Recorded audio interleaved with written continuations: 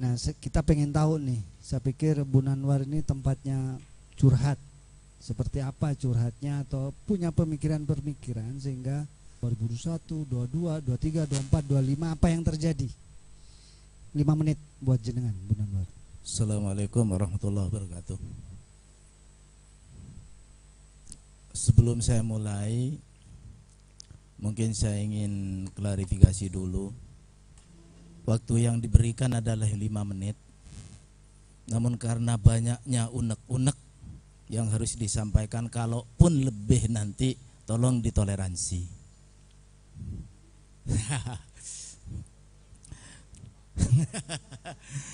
Baik, terima kasih.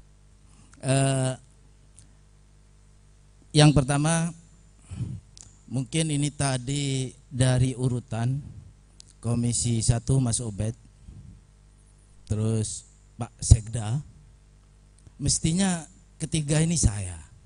Tapi kenapa loncat ke Mas Arman? Baru saya keempat. Nah, ini bertanda ini sebagai mungkin bisa saja dikatakan saya gongnya ini.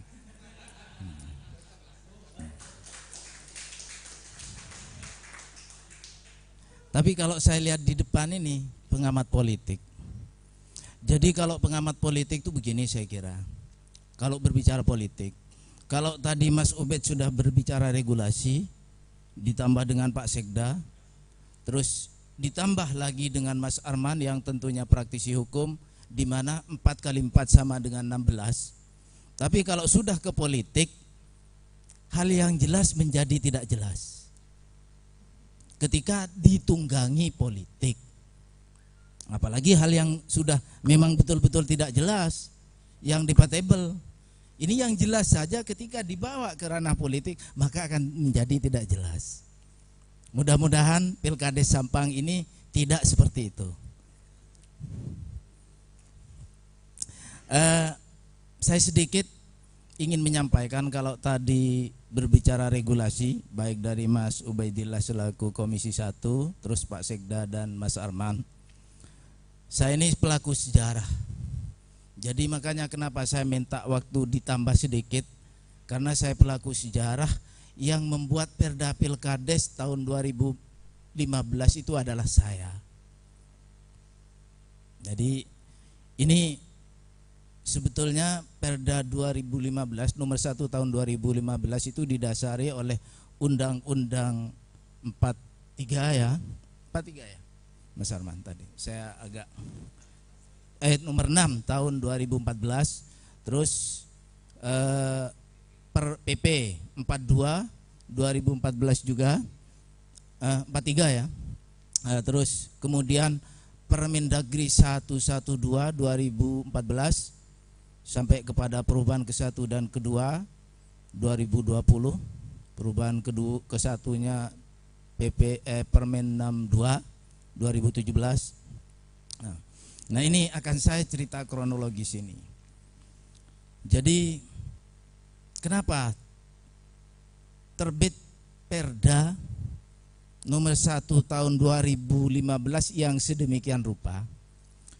Ini sebetulnya di Permendagri 112 di pasal 4 kalau enggak keliru, pemilihan kepala desa serentak. Ini sebetulnya yang menjadi cikal bakal terbitnya Perda nomor 1 tahun 2015. Itu kira-kira. Nah, pada saat itu kami selaku anggota tim Baperda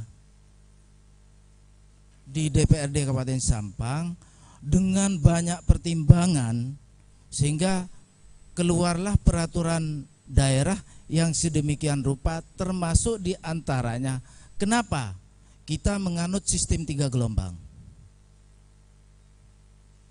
Jadi pada saat itu pertimbangan kami di tim Baperda, karena yang pertama kita menginventarisir masa jabatan kepala desa, itu tentunya. Yang kedua kita mengingat anggaran. Karena ketika kita laksanakan serentak 1 hari, 1 kali 1 gelombang, satu kali dalam 1 hari. Ini pertimbangan kita pada saat itu anggaran, keamanan, dan lain sebagainya, juga termasuk masalah jabatan yang antara kepala desa dengan yang lainnya ini saling berjauhan, sehingga kita menganut yang paling maksimal, pola maksimal, yaitu 3 gelombang. Gelombang pertama pada saat itu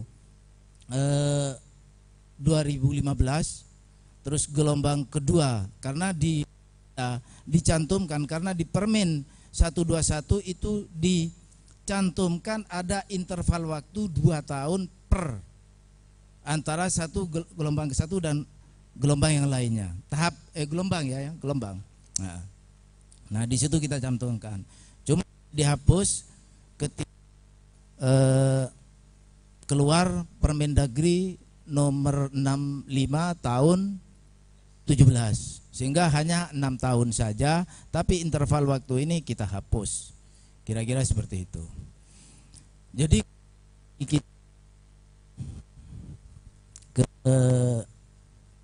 di permasalahan, jadi ada beberapa hal ketika ini ada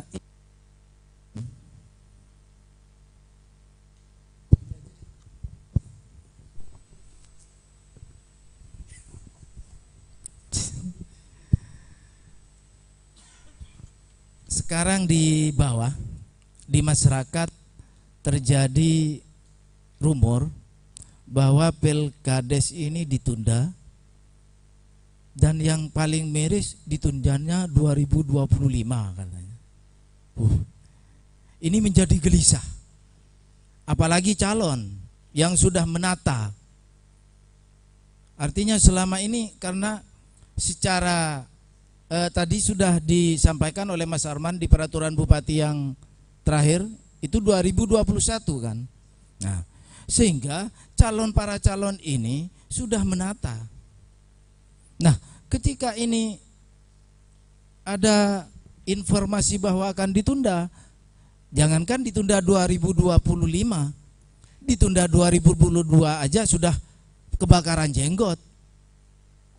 Terus terang saja, sehingga kalau berbicara seperti tagline-nya maju mundur santik, saya kira yang santik 1 orang, yang tidak santik lebih dari 1 orang.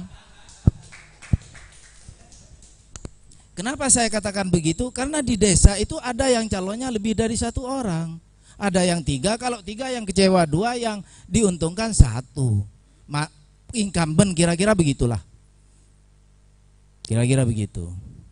Sehingga ini kalau kita kembali, saya berharap nanti ada semacam evaluasi lagi, karena ini mohon maaf mungkin peraturan bupati ini masih digodok sekarang, masih alhamdulillah kalau tadi disampaikan oleh Mas Ubaidillah bahwa yang terhormat Bapak Bupati masih minta kepingin mendengarkan aspirasi suara-suara dari bawah. Mudah-mudahan ini saya sebagai kalau Mas Mama saya sering ke saya pelir katanya.